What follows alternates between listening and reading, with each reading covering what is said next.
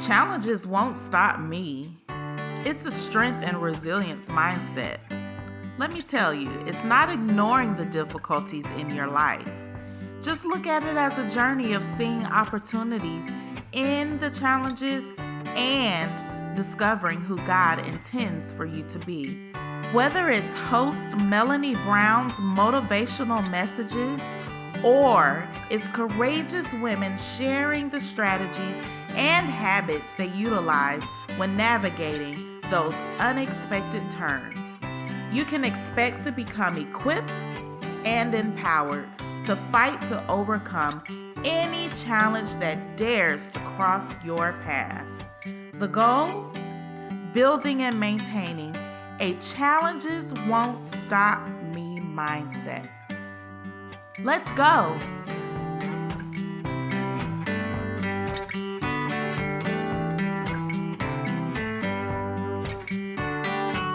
Thanks for joining me for today's strategy episode.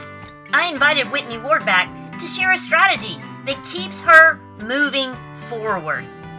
In episode 86, Whitney described her rare disease, which is called MAGIS Syndrome, and how it has caused some limitations that could have stopped her from living fully. But be assured, this joy-filled woman isn't about to let any challenge stop her.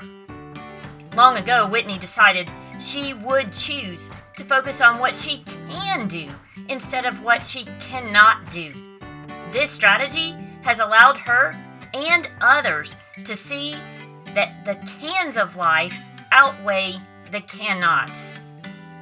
Whitney believes we can't get stuck in our limitations. We must keep moving forward. Amen, sister. Such great wisdom about how to navigate life. I'm eager for you to hear Whitney describe her strategy, so please join me for my conversation with Whitney Ward.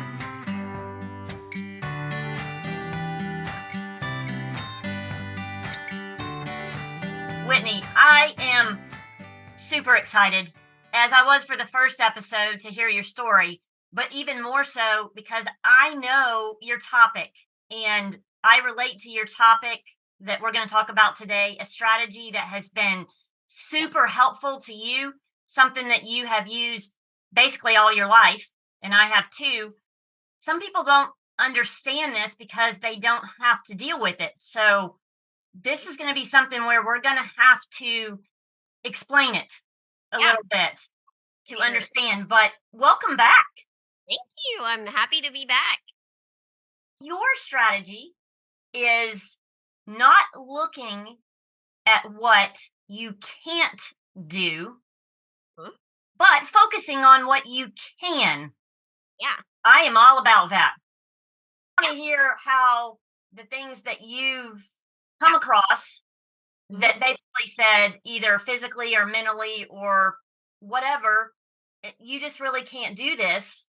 Yeah. And you're like, oh, yeah, I can. Maybe it looks different. Maybe it sounds different, but I'm going to do it. So just jump right in. So that mindset was instilled in me at a very young age. My parents instilled that in me first. And thankfully, when I became an adult, I decided to keep that philosophy because it allowed me to do so many things because I was focusing on what I could do and not what I couldn't do. I'd say as a child, the big thing that I did was go to school, even though most people were baffled that I wasn't homeschooled. Why is she going to school when she misses 75 to 100 days of school a year? Why doesn't she just get homeschooled? But my parents believed that my life consisted so much of doctor's appointments and just laying on the couch that when I felt good, they wanted me to have life experiences.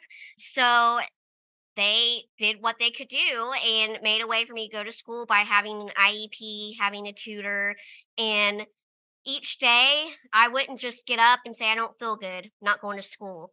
I would get up and say, okay, I don't feel good, I'm not going for now, but I'll assess in a couple of hours.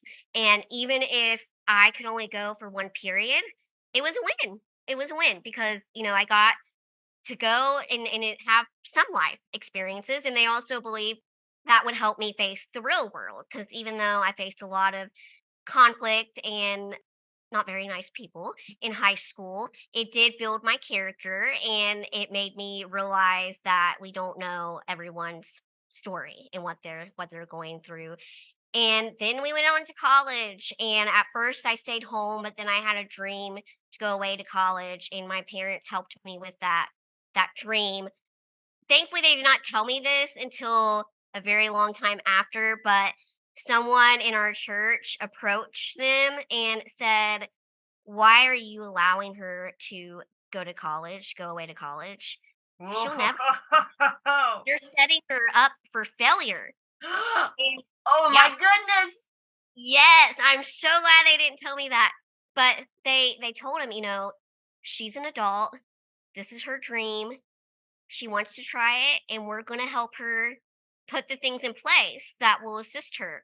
At colleges, they had a program for kids with disabilities. And so I was in that program. So I had a professor who could be my liaison between other professors and could vouch for me. I went to a school where I had family around. So when I wasn't feeling good, I could go there to rest and do what I needed to do to bounce back. And I did graduate from Asbury. I went away to school and I graduated. And so that's been my life, focusing on, okay, how can I accomplish this? Not, oh, it's not going to happen. And the thing is, even if you try it and you don't, that's still a victory because Amen. Say that again, Whitney. Say that again. even if you try it and you don't accomplish it, it's still a victory because you tried. That's Yes. still Yes. that's still a victory. Yes, you didn't take no for an answer. You said, "I'm gonna give this my best shot." And the thing is, that's for everyone. Able Man. bodied, disabled. That's for everyone. It's not just for us. And I think that's one thing you have to, like, when you have a disability, you have to keep in mind that healthy people have limitations. But sadly, you're made to feel that because you have a disability and have to do things differently than society says, then you're the only one with limitations. And that's just not the case. So that's I will try. And the thing is, more times than not, when I've tried, I've succeeded because I had a willing attitude. I got on my side and I realized, okay, I might not do it like other people do it. It might take longer to accomplish it, but I am still going to give it my best shots. And you'll see if you have that focus that the cans outweigh the cannots. They always will. Yes. Yes. What I'm hearing is when you see something that may be challenging, not necessarily a health challenge, but just something in life that is challenging because of your limitations, you Yeah. don't look at it and go, yeah, I guess I just can't do it. It's just not for me. You Yeah. go, okay, it's a challenge, but I'm not Yeah. going to let challenges stop me. Exactly. I'm going to figure out a Exactly. different way, Yeah. or as you said, it may take me longer, but Yeah. I'm going to figure this out. Yeah. And a lot of times it does take longer for me because I have anemia. And so I get tired easily or, have to sleep longer than others. And I've just had to sometimes accept that because I've felt guilty at times or ashamed that, okay, they can do this on 4 hours of sleep and I need 9 hours of sleep to do it. My mom said before when I, put too much pressure on myself, like, Whitney, they do not have an autoimmune disease. You do. And, you're still trying. You're still doing it, even though, it might take you a little bit longer. So stop like putting guilt and pressure on yourself. The only reason you would need to is if you just stop trying. But Yes. you're trying. And that's all that matters. If you try something and you fail, for lack of a better word, Yeah. it just doesn't work out and you fail. As you said earlier, you at least tried. So to me, there is no shame in trying and it not working out. Yeah. And I'm not Yeah. going to use the word shame. When you don't at least try, that's what is the Yeah. the downside is not doing the things that you want to do, whether it's with your peers or at a job or anything. If you just don't at least give it a try, because just like with your school, the teachers gave you accommodations not because you weren't able to do it, but you needed it to be in a different fashion. Exactly. Those And who aren't trying, that's the sad part. It's not failing. Failing is not sad or to be embarrassed about. It's that's the not trying. yeah. I love the attitude that your parents instilled in you, similar to the attitude my parents instilled in me. We Mhm. want you to try everything that Yeah. your normal bodied peers are Mhm. able to do. I played basketball. Somebody was very gracious at one point in time, and I just still laugh at this. They were very gracious and gave me the opportunity to be on the all star basketball team.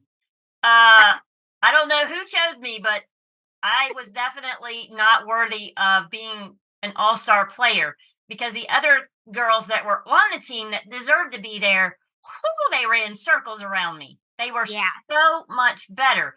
But Mhm. my parents believed that the sports would help me tremendously with strengthening my left side, with my balance issues, with my coordination issues. And Yeah. and it did. I wish we had video back then because I would love to see the video of me playing basketball. It had to have been hilarious. Yeah. It That's had to have funny. been. But I loved it because I felt like I was doing something. It Yeah. didn't look like everybody else clearly, but I was trying. They made me learn how to ride a bicycle, and my Yeah. balance was so bad, still is.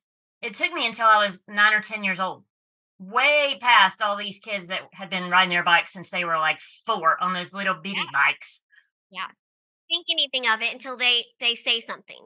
Like you just normal, I'm trying, but then they're like, "You still don't know how to ride a bike." And then it's like all of a sudden you're self-conscious.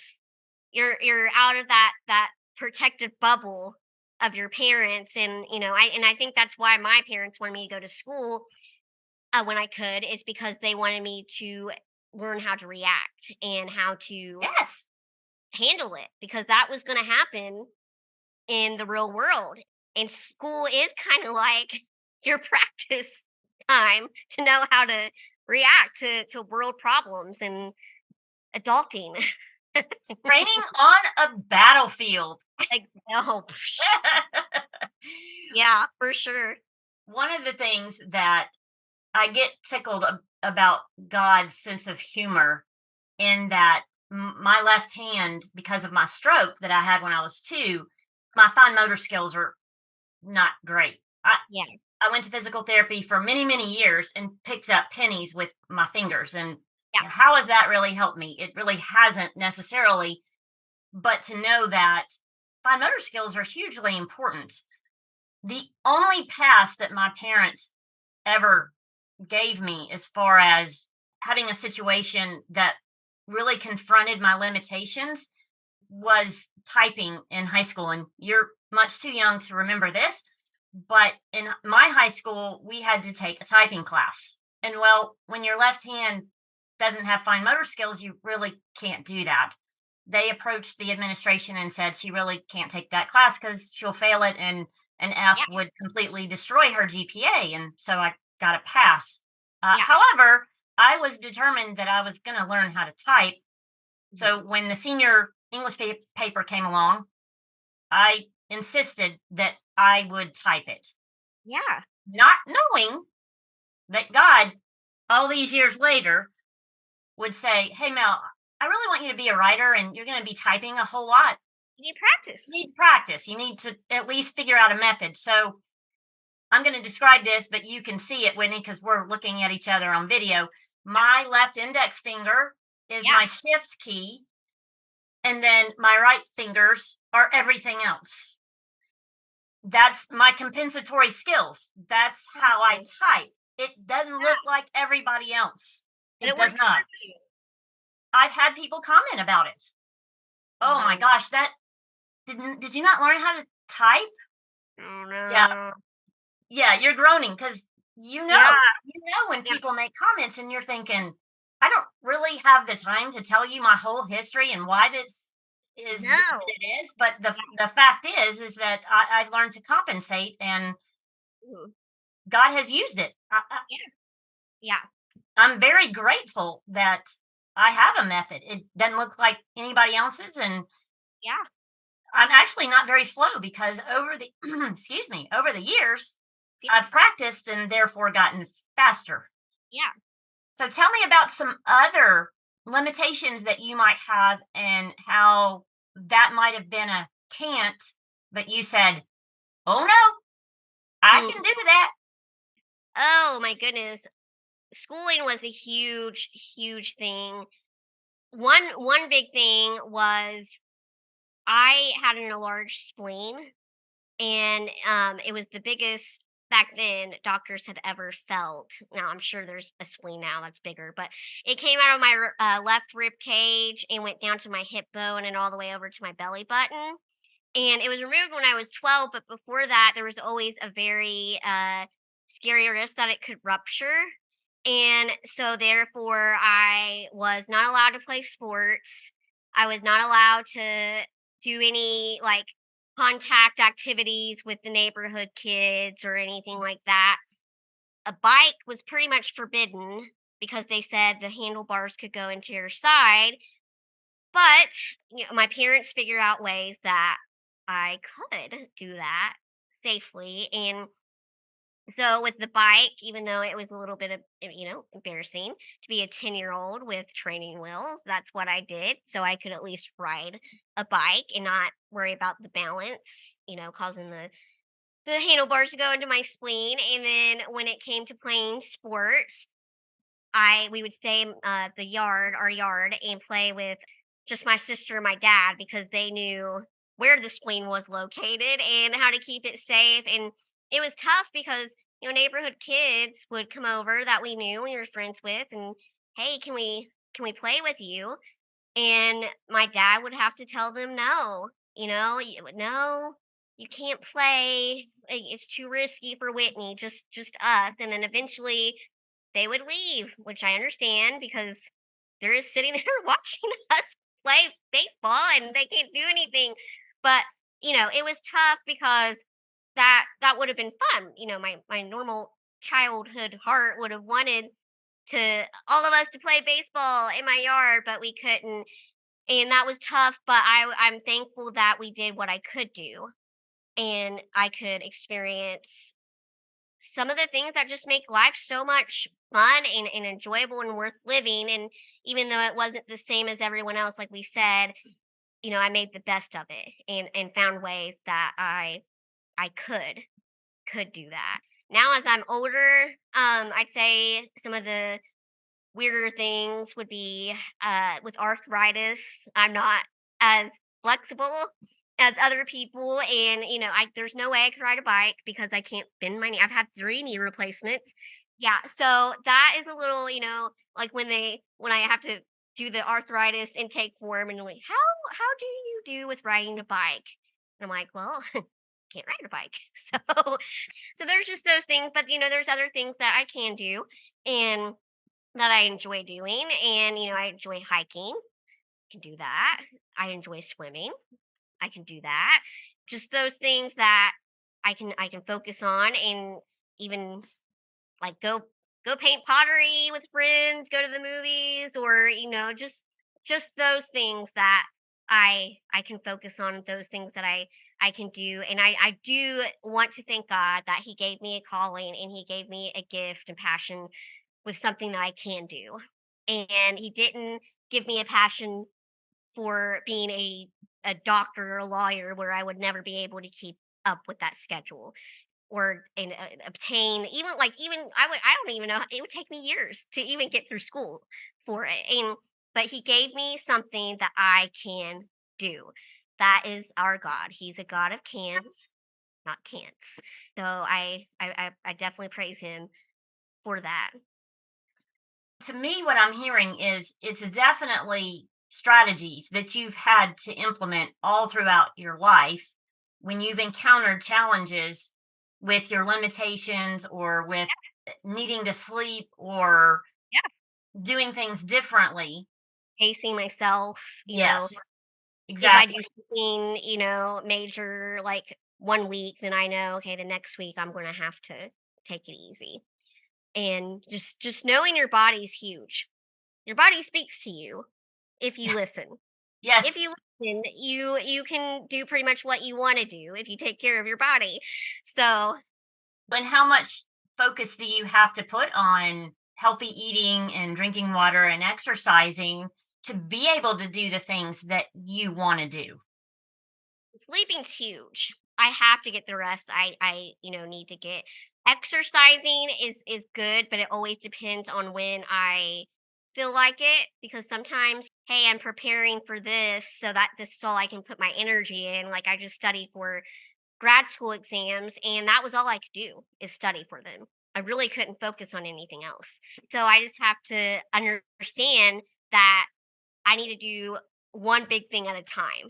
And that includes sleeping. I do need to eat well, especially I'm a type 1 diabetic, so I'm on low carb diets. I've come to terms with doing the things that I need to do to live life to the fullest, even if those things aren't always pleasant. It's either that or just existing. And I want to live life to the fullest. So I'm not going to just exist. I was created more to do anything just aside from existing. So that's my life. It's my life's motto and my MO. It is so in line again with the way that I look at life and navigate life as well. We are here for a purpose. All of us are. Yeah. Um, you and I both have had health issues and continue to have health issues and will continue to have health issues, Mhm. which will put limitations on us at different periods in our lives. Yeah. I'm going to read from the notes that you sent me prior to our recording of this. Yeah. I want you to continue on after I share what you shared. You have said the biggest strategy I've used my whole life is to focus on what I can do, not on what I can't do. I have found that when I focus on what I can't do, I'll never move forward with any kind of purpose. I'll be just stuck in one place, depressed and hopeless. Mhm. That's powerful. That really is. Thank you. It's a mindset. Oh, it It's is. if we're focused all the time on, Yeah. I can't do this, I'm missing out on this, Yeah. then yeah, depressing, hopeless, no Hold on. purpose. Yuck. To continue Um, on what you said, but when I focus on what I can do, yeah. I have a purpose, Yes. I move forward, advancing in life, helping others, and I am full of joy and hope. Yeah. Yes. Yeah. So Yeah, it's a no, mindset. Now, it's so true. question. Yes, ma'am. You and I both had wonderful parents who incorporated this mindset. So for me, it's so ingrained in me, it's so ingrained in you. Yeah. I can't think differently, nor do I want to, honestly. No. But what if there is someone listening who does have that mindset that Mhm. all of the limitations that they might have or the challenges, whether it's a health challenge or a financial challenge or relationship challenge, and they've got an I can't mindset. Yeah. What advice would you give about learning an I can mindset? Well, here's one thing that I have learned. When I was younger, I always felt that I could not have any emotion or couldn't show that things were hard for me because if I did, it meant that I couldn't handle my disease. But the thing is, you can grieve over the things that you cannot do. That's not what we're saying here. You can grieve, you can get angry and like ask God why because he knows the answer to why. He doesn't forbid us to come to him and say why. So you Absolutely. can exactly. You can do that. And sometimes you need to do that in order to move forward. The key though is you don't stay there. You don't stay there. You move forward. You say, "Okay, I've grieved enough. I've internalized this enough and now it's just time to get up and and move forward and do what I can do and not focus on what I can't do because like I said, you're never going to get anywhere if you keep focusing on that. So yeah, take time for yourself where you grieve what you can't do. You grieve what you've lost, but don't stay there or you'll never know what you can gain. You'll never know what you can do. And so that would be my advice. Beautiful. I'm going to piggyback off and then we're going to wrap up. Yes. And that is to say, just get out there and try things. It may Yeah. not look pretty at first. Oh It's yeah. going to be hard. I'm not Yeah. going to let that limit me. Yeah. I'm going to keep trying new things because Yeah. I want to experience life. And you said earlier, to live fully. Yes, that's what God has called us to. Exactly. That's what he created us to do. Yes. Whitney, I could probably spend the rest of the afternoon just talking with you and Yes. talking about all the things that we have in common Yeah. and just being inspired and encouraged by what you have to share. But unfortunately, we are out of time. All good things must come to an end. Absolutely. But I love that we met at Blue Ridge and that we can continue to be friends and support and encourage each other. Of course. And the next time I'm in Marietta, where my dad's from, we'll have to get lunch or something. Absolutely. Yes. You can count on it. Yes, that'll be fun. Thank you for having me. I've had a blast. Thank you. Thank you.